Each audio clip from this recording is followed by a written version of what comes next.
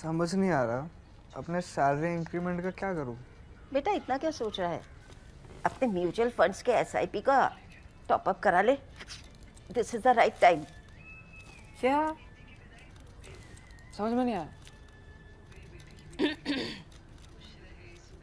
बेटा इतना क्या सोच रहा है? अपने म्यूचुअल फंड्स का एसआईपी टॉपअप करा ले।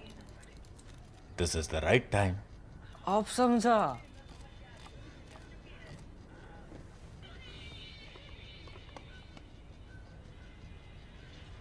Mutual fund investments are subject to market risks. Read all scheme related documents carefully.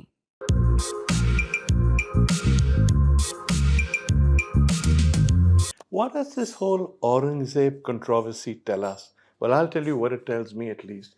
It tells me something about India's politicians, that when they can't cope with the problems of the present, they find refuge in the past by evoking hatred, by creating divisions, by reminding people of a past that may or may not have existed. That's what Indian politics has now become. The Aurangzeb controversy. You don't think there's something surreal about this whole Aurangzeb controversy? Why riots in Nagpur over a man who died in 1707, 300 years ago, whose life is only dimly remembered in historical terms? Why is there a greater threat of violence? Why are people so obsessed with what happened then?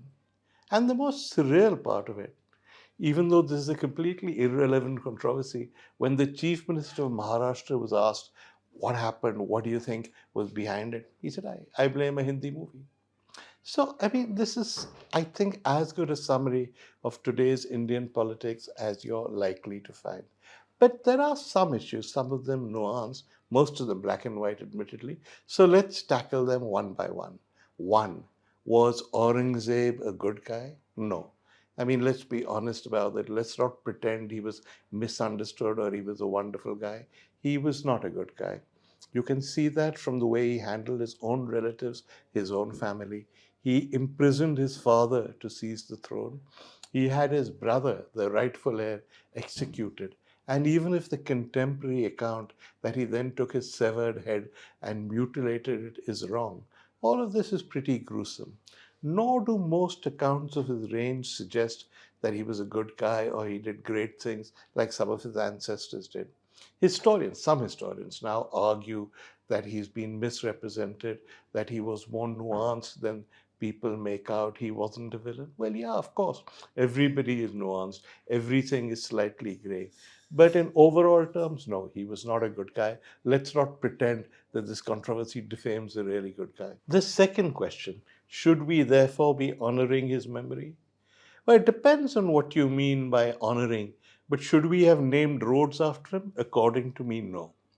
If you take every road named after a historical figure from the Raj and rename it, then why should Aurangzeb be an exception? There's no earthly reason why you should name a road after Aurangzeb. So when the name of Aurangzeb Road was changed, many people protested. I thought it was fine. I don't think we are obliged to honor the memory of a tyrant. But there's a huge gap between honoring the memory of a tyrant and defacing things or desecrating his grave. And that's the extreme we've gone to now. Regardless of whether he was a good guy, regardless of whether he's a tyrant, I don't think we should vandalize historical monuments. I don't think we should desecrate people's graves. It serves no purpose. A historical monument represents a time in history. It may be a happy time, it may be a bad time, but it's our history. Nothing we do now will change it. And what will desecrating his grave achieve? Aurangzeb, bad guy though he may have been, has been beyond our reach, what, 300 years now? If you desecrate his grave, you do him no harm wherever he is, probably rotting in hell, but still, wherever he is, you do him no further harm. All you do is tell the world how primitive our political discourse has become, how we are now operating at a level where we feel obliged to desecrate graves. I think those are the two first questions. Let's do the rest. So the next question, in that case, why does Aurangzeb suddenly matter so much now? Answer, he doesn't. He didn't matter much 50 years ago. He won't matter a year from now, let alone 50 years from now. This is a temporary controversy over a non-issue created by politicians. Why do politicians need to create this controversy? Well, because that's the ruling political narrative in India. Let me summarize the narrative for you. The narrative is that for hundreds of years, Hindus were oppressed by evil Mughal emperors. Hindus were unable to do anything about it. We took the oppression. However, we now have a chance to avenge those humiliations. Okay, the people who oppressed us may have died, whatever, but hey, there are Muslims around. They may have nothing to do with the people who oppressed us. They may know as little about them as we do. But they're Muslims, right? And they're in a minority, and we're in a majority. We have the state on our side, we have the police on our side. So why can't we oppress them? They may not be guilty or anything, but they're Muslims and make us feel better about how we were oppressed.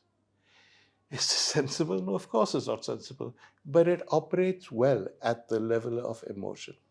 There's a second problem now with that narrative, apart from the fact that it's illogical, and that problem is it was started in the 1980s by L.K. Advani, and his claim then was that Muslims were pampered in India, that so-called secularist governments treated them as a vote bank, and that Hindus were made to feel like a minority in our own country. Now, after 11 years of Narendra Modi, I don't think you can claim that Muslims are pampered or Hindus are in a minority in our own country, because if this was true, then the whole BJP government has failed completely. Muslims are not at all pampered. In fact, you could argue that they are mistreated. So, how do you keep that narrative of vengeance against Muslims, of keeping Muslims down going? There is nothing contemporary that you can use. So, you fall back on history. You say, yeah, okay, forget about today's Muslims, but hey, what about Aurangzeb? Do you know what he did to Hindu kings? Do you know what an evil guy he was? Do you know he taxed people only for being Hindus? So, to keep today's narrative going when there is no provocation, you go back on the past, you fictionalize, exaggerate, or maybe just tell them as they are. Tell narratives from the past, and you hope that people will feel so angered by those narratives that they will want to play along and take revenge or avenge themselves on today's Muslims. So, what do you do about it? I'm always astonished by the solutions so called liberals come up with. One solution is to say that Aurangzeb was not a bad guy at all. Actually, he was a good guy. Historians have done him an injustice. I mean, even in liberal terms, this is an idiotic argument. Because assume that he was not actually a good guy. Then what? So, what do liberals do about this? There are many solutions that I personally find absurd. One solution is to claim that Aurangzeb was actually a good guy, and because he was a good guy, we shouldn't hate him or we shouldn't oppress today's Muslims. This is, I mean, part of the fact it's a stupid argument, it's also illogical. Are you saying that if he wasn't actually a good guy, if he was a bad guy, then it's fine? Then whatever is happening now is fine? The point is, it doesn't matter whether he was a good guy or a bad guy. The point is, he died 300 years ago. He has no relevance, and the people you are targeting have no connection with him except for an accident to religious history. So let's dispense with that argument. The second argument is because all this was provoked by a Hindi movie. Censors should be more proactive. We should ban movies that promote hatred. I'm very suspicious of this argument because this whole religious thing in India is a ticking time bomb. People have forever tried to ban films on religious grounds or grounds that their community is offended or whatever. And it's not a road we can go down. I'll give you examples, innocuous examples. Few people remember that in the 1970s, the movie of the musical Jesus Christ Superstar, which was a hit in every Christian country, was banned in India because a Catholic priest objected. That during the Manmohan Singh government, Priyaranjan Das Munshi, who was the INB minister, had agreed to a demand from the Christian community that the Da Vinci Code should be banned because it offended Christians. Which Christians? I mean, the movie was made by Christians. It was a success in every Christian country. The only reason we didn't ban it was because Shabila Tagore, who was then head of the censor board, said flat nose and said absolutely not. But once you start saying that this might offend Muslims, this might anger Hindus, it's a very dangerous road. I do not dispute that ultimately, if a movie breaks all bounds, you may have to use it. But let's not be ready to ban anything. Besides, I'm not even sure I blame the makers of this movie. It's become fashionable now on social media to blame the star, to blame the producers, etc. But let's not forget that when the movie was released, may or may not have been a hit, in fact, it was a hit, people didn't go out and punch the first Muslim they met. It was politicians who took the emotions contained in the movie, transferred them to a modern context, and created this atmosphere of violence and hate. If it wasn't this movie, it would have been something else. So don't find the easy way out and blame it on an actor or blame it on a producer. It's not that simple. Another argument is that we should rewrite history, that we should play down all the atrocities committed by people because it just make people angry. I think going down that road leads to the death of a free society. You cannot rewrite history, it happened. You cannot rewrite the Holocaust saying people will feel again that the Germans were bad people or that Jews will be angered and reminded of what happened to them. It is our job to record history as faithfully as it happened for future generations. The moment people start talking about rewriting history, about changing history to create new good guys or bad guys, any society is in trouble, whether the demand comes from the right or the demand comes from the left. But finally, what does this tell us? Well, it tells us that we fall too easily into the trap of buying controversies created by politicians. If you were to read the media, you would think there's nationwide anger, that Nagpur is in flames. That's an exaggeration. I'm not even sure how many Hindus saw the movie and felt very strongly. We'll never know because today you can do a social media storm with one or two designated control rooms or IT cells. The electronic media is controlled. It does what you want. If you want them to debate this issue day after day after day, they will say, yes, sir, and go ahead and do it. And all you need is a small group of people who are willing to create violence and hurt other people and have an equal reaction from the other side. That's all you need. You do that, you can say the country is in flames. It's a big national issue.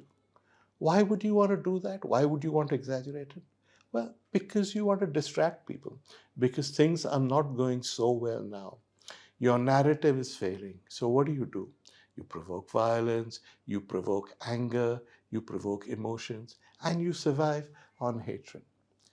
It's not a great position for any country to be in. And so while the Aurangzeb controversy is nothing, it's a no controversy, it's a non-issue, what it tells us about Indian politicians and the way in which Indian politics now functions is profound, deep, and very sad.